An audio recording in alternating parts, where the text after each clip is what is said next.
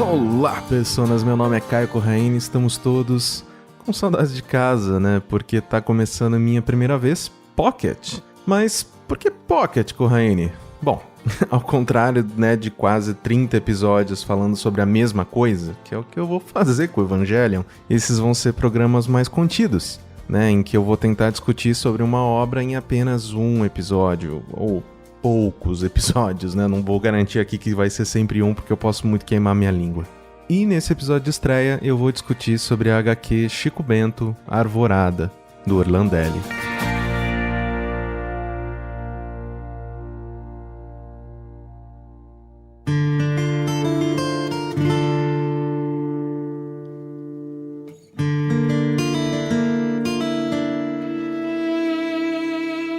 Essa foi a primeira HQ desse selo, né, Graphic MSP, que eu li.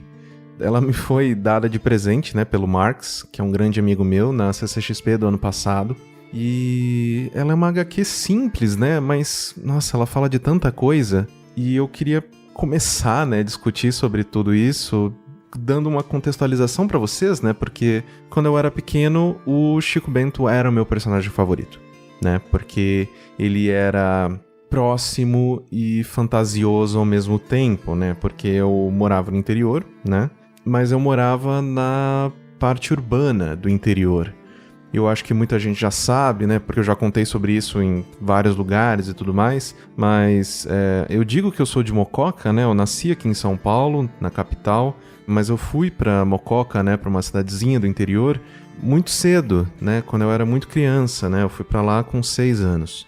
Então eu digo que eu sou de Mococa, né? Porque querendo ou não, eu cresci e me desenvolvi lá, né? Eu sou cria daquela terra, eu sou cria dos meus avós. Muito do que eu sou até hoje, assim, é influenciado diretamente pelo que eu vivi lá. Então, né, por mais que no documento esteja lá escrito São Paulo, bicho, eu sou de Mococa, sabe? Então, não se deixe enganar, né, que o meu sotaque perdido, né? Que, inclusive, isso é outra coisa que eu acho que eu já contei em vários lugares, mas, né, vamos contar aqui também, porque fica registrado. Eu fiz fono pra perder o sotaque. Porque quando eu tava fazendo faculdade de jornalismo, eu me apaixonei por rádio, né, queria muito trabalhar em rádio, o meu objetivo era trabalhar na CBN. Obviamente que eu também tinha, né, o plano de ser jornalista de videogame, né, trabalhar com tecnologia e tudo mais, mas eu acabei me apaixonando por rádio. E a minha professora na faculdade, ela falou, bicho, eu sinto te dizer isso, mas se você quiser trabalhar em rádio aqui em São Paulo, tu precisa perder esse sotaque. Toca o caipira fazer fono, né, pra perder a porteira, porque... Ao mesmo tempo em que eu não me arrependo de ter feito, né, afinal de contas, infelizmente é uma realidade, né, que as pessoas, elas te olham diferente, elas te julgam diferente, dependendo da sua cor, de como você fala, de que órgão genital você tem no meio das pernas, né? Então, não me arrependo de ter feito a fono, eu acredito que sim, algumas portas se abriram pra mim por conta disso, mas ao mesmo tempo eu sei que isso é um pouco falso, porque é só eu ficar, sei lá, uma semana no interior que, bicho, volta inteiro, assim, volta meu sotaque completamente. Mas, como eu tava dizendo, né, eu sou do interior, mas eu era da parte urbana do interior. Mas mesmo assim, que eu tava mencionando, né, que as histórias do Chico Bento, elas eram ao mesmo tempo muito comuns e fantasiosas, né, porque eu morava na cidade, mas, bicho, alguns quarteirões que eu andava, eu já tava rodeado por Zé Lelé, sabe? Mas, morando no interior, eu reneguei o sítio, né? Eu tinha medo do mato. Porque a gente tinha, né, uma chácara e tínhamos várias árvores de várias frutas, tínhamos bichos lá, meu avô cuidava da chácara inteira, né, sozinho. E ele sempre nos convidava, né, para ir junto com ele, para aproveitar, né, o lugar, porque eu sinto que era uma coisa que ele amava muito, né, ele realmente, por mais que ele fosse aposentado, ele estava naquele lugar todos os dias, para capinar um lote, para dar de comer pro cavalo, para trazer banana pra gente, trazer laranja, trazer mexerica, trazer pitanga, trazer, sabe, tudo que você puder imaginar tinha naquele sítio. E eu renegava isso, eu evitava ir, porque eu realmente tinha medo, assim, era muito... O concreto, ele é seguro, né? Porque você sabe que ele vai ser reto todos os dias. E o meio do mato não, né? Você nunca sabe o que vai ter ali, o que não vai ter. Ao mesmo tempo que você pode se surpreender positivamente, né? Você pode ver uma ave muito bonita, pode pegar a fruta mais gostosa direto no pé e tudo mais. Você também pode encontrar cobra, você também pode encontrar várias coisas, sabe? Que já aconteceu, já pisei do lado de uma coral e, e foi complicado, né? Então eu acabei me afastando disso. Então, ler esse quadrinho foi ao mesmo tempo gostoso e bem dolorido, né? Porque ele fala sobre a morte, né? E como as coisas elas podem simplesmente ir embora quando a gente não espera. Eu perdi o meu avô tem algum tempinho, né? E de vez em quando eu ainda me pego, né? Pensando nele. Meu avô, ele adorava falar sobre as mudanças da cidade, né? Ele gostava muito de discutir quem estava construindo o quê, quem estava abrindo loja, quem estava comprando lote, e eu não conhecia nenhuma daquelas pessoas que ele falava, né? Tipo, ali do lado do Tiãozinho, e você vira ali, sabe ali onde fica... sei lá, a loja de imóvel do seu Afonso. Eu falava, sei, claro que eu sei. Não sabia porra nenhuma. Mas eu adorava ouvir ele falar, né? Até que chegava um ponto em que, tá bom, né, vô? Tipo, você tá falando sobre um monte de coisa que eu não conheço, que não faz parte da minha vida, né? E aí eu sempre dava uma desconversava, pô, vô, tal, tem que fazer um negócio, vou sair, não sei o que tem. E a HQ, ela começa com o Chico ignorando, né, e se afastando da avó, quando ela o chama, né, pra ver aquele ipê florido. Eu já vi, né, vários IPs na minha vida, né, e o que me chama mais atenção, na verdade, era o monte de flor, né, que fica esparramada no chão ao redor deles, e também o cheiro, né, tem um cheiro muito forte. E, sinceramente, né, eu não lembro, né, se as flores, elas caíam tão rápido, né, quanto foi no quadrinho, mas eu sei que a motivação da história é mostrar que as coisas boas, elas podem acabar, e que, por isso, a gente precisa dar valor. Né? Tanto que quando o Chico ele vai ver a árvore no dia seguinte, já se foi, né? Já acabou. Tudo caiu, tá só os galhos pelados ali. É bonito que isso ensina algo pro Chico, né? Ele vive o próximo ano mais intensamente que o anterior, né? Até como o Orlandelli ele escreveu, né? O menino tinha um sorriso a mais no rosto. Cara, isso me pegou assim no sentido de que, poxa, que bom, né? Porque geralmente esse tipo de história, a moral, ela só é aprendida no final e pela dor, né?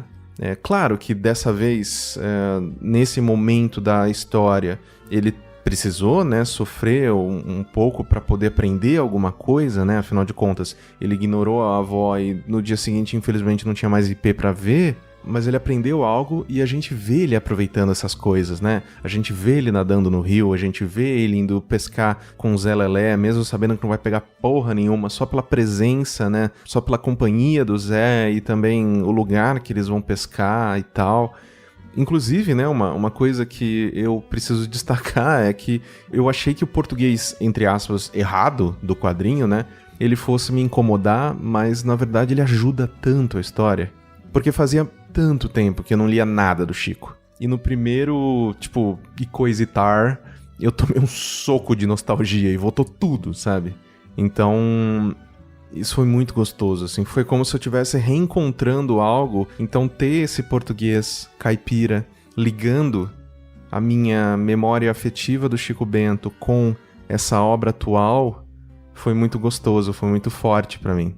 Mas, voltando pra história, né, o que eu super temia desde o começo acaba acontecendo, né? O ano passa e o Chico, ele chama a avó dele pra ver o IP de novo, né? Já tá na época e tudo mais. Mas a avó dele, ela passa mal e é preciso chamar o médico, né? E, assim, a morte, ela vai chegar pra todo mundo. É aquele papo, né, de que é a única certeza de que a gente tem. Mas ainda dói, né, quando ela finalmente vem. Porque é só nesse momento que caem realmente as fichas, né? Inclusive o que me derrubou no quadrinho e eu comecei a chorar foda foi quando ele ouve o médico, né, dizendo que tudo vai depender de como a avó dele reagir aquela noite. E ele associa isso à morte da irmã, né? Porque eu acredito que já tá estabelecido, né, pra todo mundo de que o Chico ele teve uma irmãzinha e que acabou falecendo quando criancinha mesmo, né? Tanto que tem aquela história da estrela e tudo mais, de que o céu tava ganhando mais uma estrela pra mostrar realmente a morte da irmã dele. E é foda, porque quando ele fala de novo não, puta, mano, aperta demais o coração, né? Assim, eu só tive que lidar com a morte de pessoas próximas 2 vezes na minha vida, né? A do meu avô, né, que eu já mencionei aqui, e a da minha mãe, quando eu tinha 5 anos. A da minha mãe, sinceramente, eu não lembro, né? É engraçado como o nosso cérebro funciona, né? O meu simplesmente decidiu, tipo, você não precisa dessa informação. E vush, apagou tudo, né? Apagou todo um ano da minha memória. Então, quando o meu avô ele se foi, eu não tive esse de novo não, porque pra mim era a primeira vez que eu vivia aquilo. E doeu demais, demais, demais, demais. Então eu achei muito bonito que mesmo depois desses momentos mais duros, a história em quadrinho ela tem como objetivo bater nessa tecla de que o importante é valorizar os momentos bons do lado de quem a gente ama, fazendo o que a gente gosta.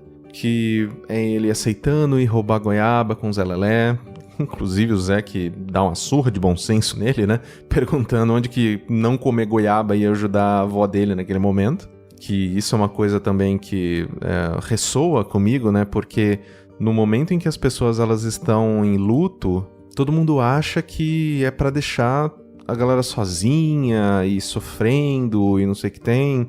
E claro, né, cada um lida com o luto de uma maneira diferente, né, cada um se encontra naquela jornada, né, de negação, né, eu não lembro exatamente os passos, né, mas tem a negação, tem você negociar, né, tal, até você chegar na aceitação, e cada pessoa, ela tem uma velocidade diferente, né, com que anda nessa jornada, mas uma coisa que pra mim é muito esquisita. Parece que os familiares, né, as pessoas que estão ao redor de quem morreu, tão tóxicos naquele momento do luto, né? Que, tipo, você não fala com eles, você só fala o necessário, fala só o mínimo e tal. E isso também eu sentia um pouco de mim também, né? Eu lembro de quando eu tava lá velando meu avô, que eu tava... A minha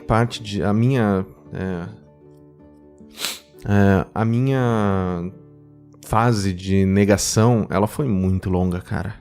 Eu tava muito revoltado. Eu tava muito, muito revoltado. Então, eu chorava o tempo todo, assim. 100% do velório eu chorei. Todas as horas que eu tava lá eu chorei.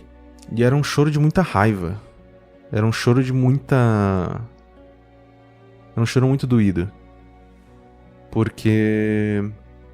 Eu não tenho um relacionamento muito bom com a minha família, né? Eu não sou a pessoa mais família do mundo, tanto que hoje em dia, que eu realmente considero, né, próximos e tudo mais, tem, né, alguns primos, tem alguns tios, mas principalmente a minha avó e o meu irmão mais novo, né? E mesmo pra eles eu não sou uma boa família, né? Eu ligo pra minha avó de vez em quando e chamo meu irmão pra sair, pra comer um hambúrguer muito de vez em quando também. Eu sou uma péssima pessoa nesse sentido. E esse quadrinho ele ressoa comigo nesse sentido também, né? De tipo... De que a gente precisa aproveitar esses momentos com quem a gente gosta como se fossem os últimos mesmo, né? Aquele papo super piegas, né? Do Renato Russo, mas é verdade, né? Então o Chico, ele sai pra roubar a goiaba com o Zé Lelé, ele pede, né, pra Rosinha, né, ir provar laranja com ele depois de ter sido um pouco grosseiro com ela. De novo, né, eu sinto que eu me comparo a ele porque eu também, por mais que nesse momento ele só esteja preocupado com o que tá acontecendo, ele também, né, acaba descontando, acaba estourando, e eu sinto que eu também fiz isso, né, na minha hora de luto. Então é muito complicado, porque você tá com seus sentimentos, eles estão em todos os lugares ao mesmo tempo, né? Você tá ao mesmo tempo feliz por estar vendo algumas pessoas que você não viria em outras situações, o que é esquisito, né? Você utilizar o velório das pessoas para encontrar algumas outras que você não vê, tem tempo. Sei lá, cara, é muito bizarro. É tudo muito bizarro quando a gente fala desse assunto, né? Eu gosto que, mesmo com a parte sobrenatural, né, da aparição do lobisomem, do saci, do curupira, do boitatá. Inclusive, boitatá, que branding horrível, né? Eu sempre falo isso, eu sempre vou falar até eu morrer. Porra, é uma cobra pegando fogo, cara. Porra, ok. Inclusive, eu, como, né, criança do interior, eu super já vi lobisomem. Mas tudo isso é uma metáfora para deixar a mensagem mais forte. E a mensagem mais importante é essa. Vai viver. Porque o tempo passa, as coisas mudam e as pessoas morrem. Então, eu sei que não faz muito sentido, né, a gente sempre repetir o óbvio. Mas se é tão necessário a gente repetir, é porque talvez não seja tão óbvio. Então, se você ama, fala eu te amo. Se você tá sentindo falta de ver alguém, liga pra essa pessoa, chama essa pessoa pra sair. Se você se arrepende de alguma coisa, se você precisa pedir desculpa pra alguém, não fica com isso dentro de ti não, velho. Não faz isso com você mesmo. Não faça isso consigo mesmo. Porque isso é uma coisa que eu aprendi a duras penas, assim, eu sempre fui muito orgulhoso, muito, e ainda tô tentando desconstruir isso, tô tentando quebrar um pouco isso, mas eu sempre fui muito, muito orgulhoso. É aquele papo, né, você prefere ser feliz ou você prefere ter razão? Eu sempre preferi ter razão, sempre. E isso fechou tantas portas com tantas pessoas incríveis que passaram pela minha vida. Então, não comete esses erros não, cara, independente de onde você estiver na sua vida, porque, né, eu tenho alguns dados, né, de quem escuta esse podcast, eu sei que tem gente muito nova, eu sei que tem gente bem mais velha do que eu ouvindo isso, então, não perde tempo, bicho, por favor, não perde tempo. Eu recomendo, né, demais esse quadrinho, e eu espero mesmo, assim, que, mesmo sabendo da história, vocês ainda corram atrás dele, porque é uma obra que todo mundo precisa ter em casa, para poder abrir de vez em quando e bater nessa tecla de novo, e lembrar esse óbvio, e manter essa certeza viva dentro da gente. Não perde tempo.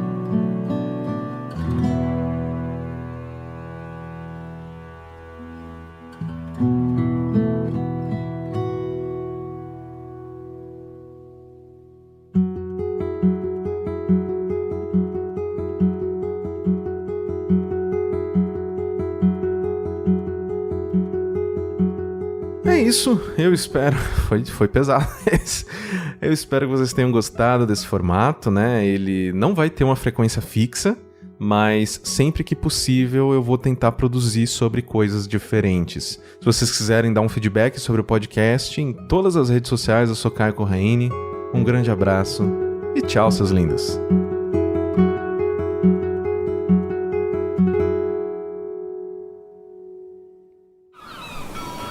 Esse podcast foi produzido pela Maremoto.